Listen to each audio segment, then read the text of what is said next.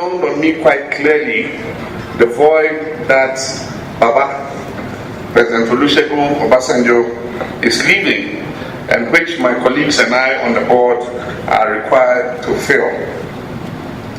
I cannot proceed any further without first congratulating President Obasanjo for the very able manner he has led the Tana Forum over the last 7 years. He's always been extraordinary, and I've worked with him on many other projects and platforms, but that of Tana is another mark of his distinguished service to the African people. President Obasanjo deserves to be celebrated by all Africans. The evidence of the tremendous work he has put in, along with the organs of this institution, is evident in the attendance and interest shown in the Tana program over the last 3 days. The sessions and discussions have been packed with people, young and old, from all walks of life, to deliberate on the peace and security challenges facing our continent in this beautiful city of Baghdad. When I served as president of my country, I recall that one of his courtesy calls on me was to discuss a report and findings of this forum, which West African leaders were required to take needed action immediately. I recall the detailed and concise presentation from him and the team in my office on that occasion. I take wisdom from something our sister Obi said this morning. And Obi said, the mistake most people make is in not knowing how to utilize Baba to work for them. I do not intend to be one of those making that mistake. Baba, we intend to utilize you, even though you have retired as chairman of the board. And remember, Abeokuta is just 40 minutes flight away from Accra. Your Excellencies, ladies and gentlemen, we have over the last 3 days spoken, discussed, and shared ideas on Africa becoming self-reliant, on why and how Africa must own its peace and security provision, and how to finance and reform the African Union.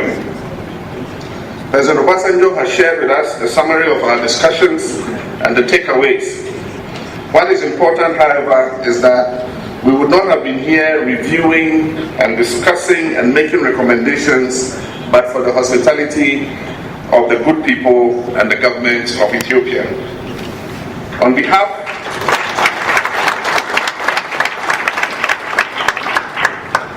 of the people of this continent, represented here today by our distinguished participants and our partners, I say, Batam Amasegnalo.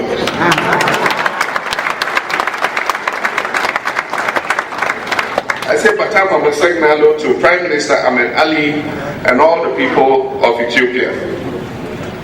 The Prime Minister's presence here yesterday was refreshing and gives us hope that he will be following in the footsteps of his predecessors. I celebrate the late Prime Minister Meles Zenawi for the foresight and support in establishing this forum. And to you, my brother, Prime Minister Desalegn, for continuing strongly the vision and the support for the activities of the Tana Forum.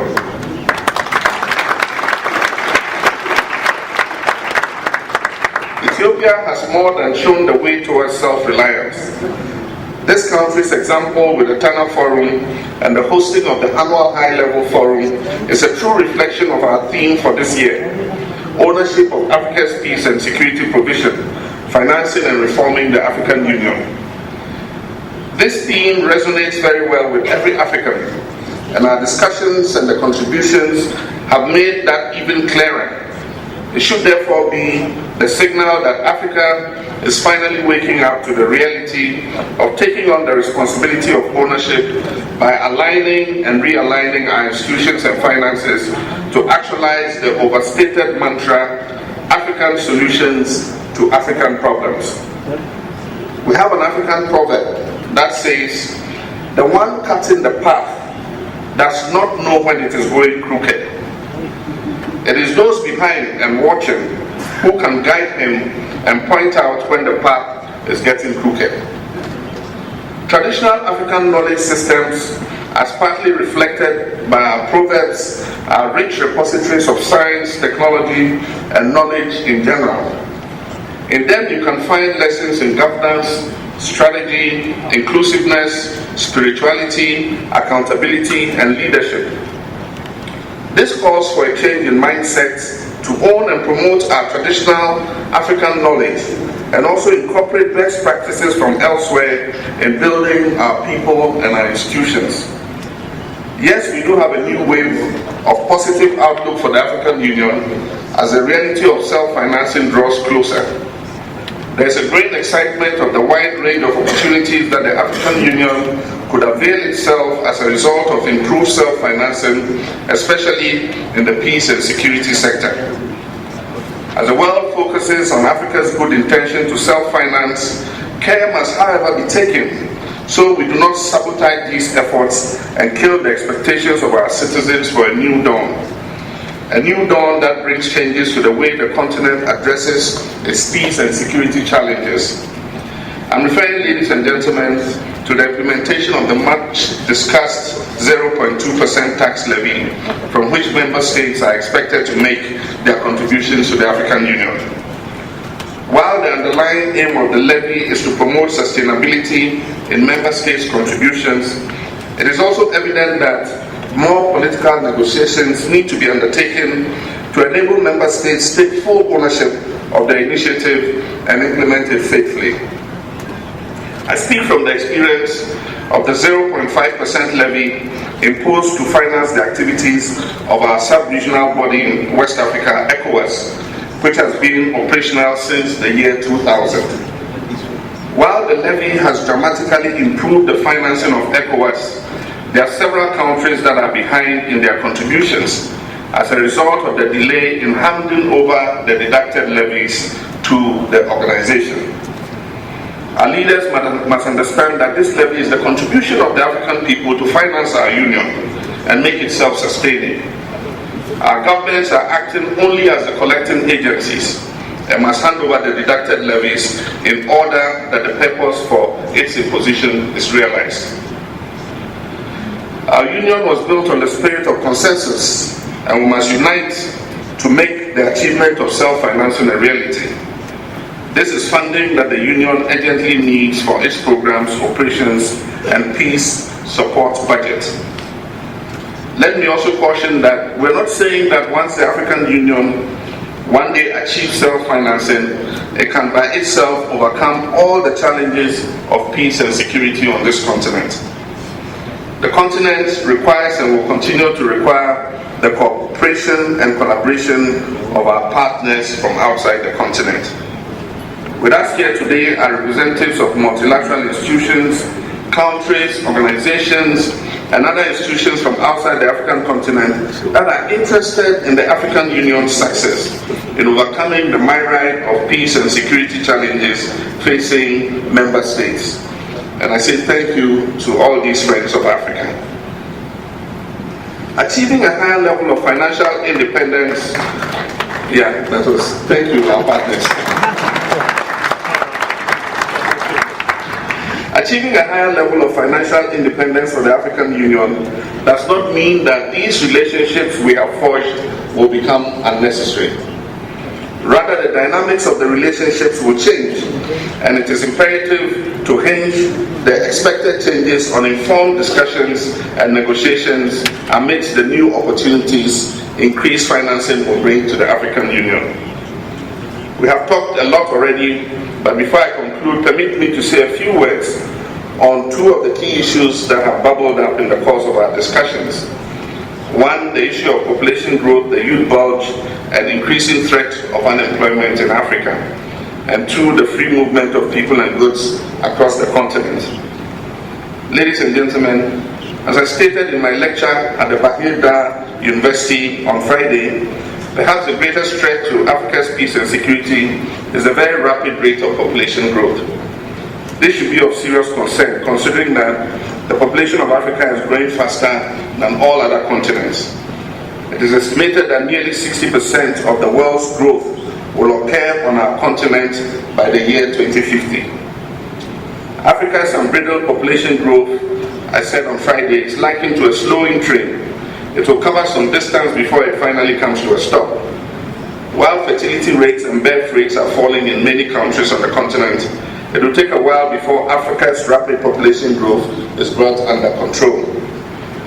At the current rate of growth, Africa needs to maintain an average GDP growth rate of above 8% if it is to be able to create jobs and provide basic social services for its people.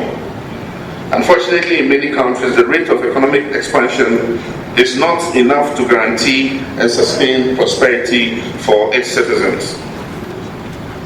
Secondly, and as was mentioned to applause yesterday in one of the sessions, I wish on behalf of all Africans and the participants gathered here for the 7th Tana High-Level Forum on Security in Africa to inform our leaders that we're waiting anxiously for the issuance of the African Union passports that will guarantee easy and free movement of Africans across our continent. It has been many tiring years of frustration visiting our own brotherly countries on this continent. Ghana started issuing visas on arrival to all and any visitor using an African passport since July 2016, following an executive order I signed that month.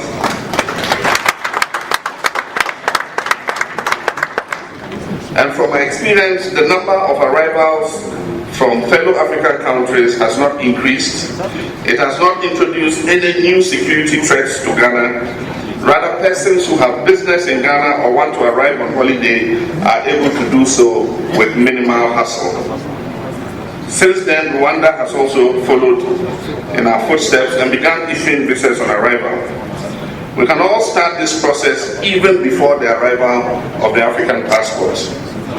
We cannot continue in 2018 with some of these delayed decisions that inconvenience our people. The signing of the protocol establishing the single African air transport market is a giant step forward in facilitating easy movement of our people within our continent. We celebrated the launch of the Continental Free Trade Area in Kigali recently. Having served as chair of the AU's High-Level Committee on Trade, I feel a deep sense of pride that several years of hard work and tireless efforts is coming to fruition, and our people expect that there will be a speedy implementation of these initiatives and reforms. Your Excellencies, ladies and gentlemen, the Tana Forum is one of many deserving of sustainable financing to allow it to continue to pursue continental peace and security through research and informed dialogue.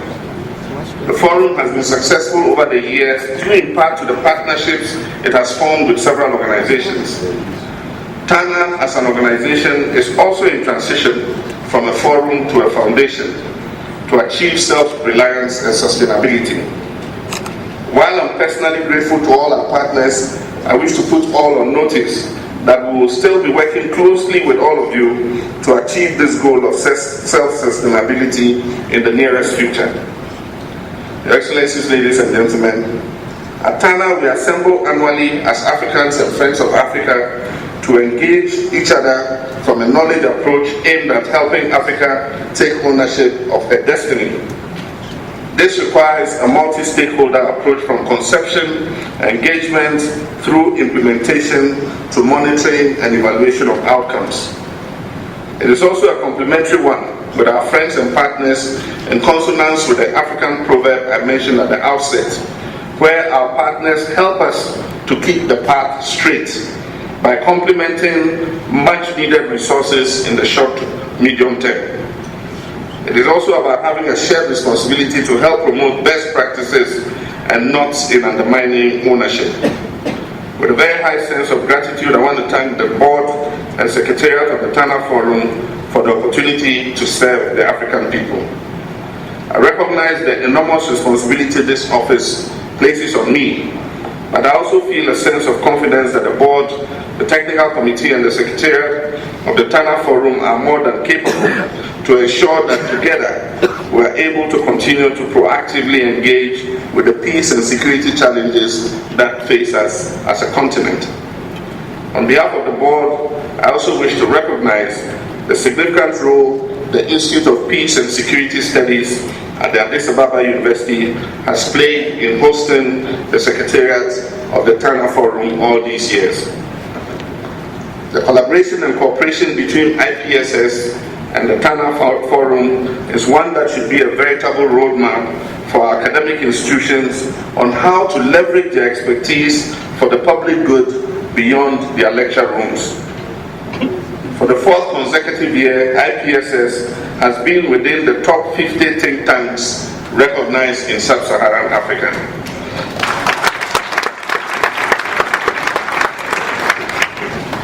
In that period also, Tana Forum on Security in Africa has become the top event for exchanging views and seeking avenues to effectively and sustainably tackle the continent's peace and security challenges.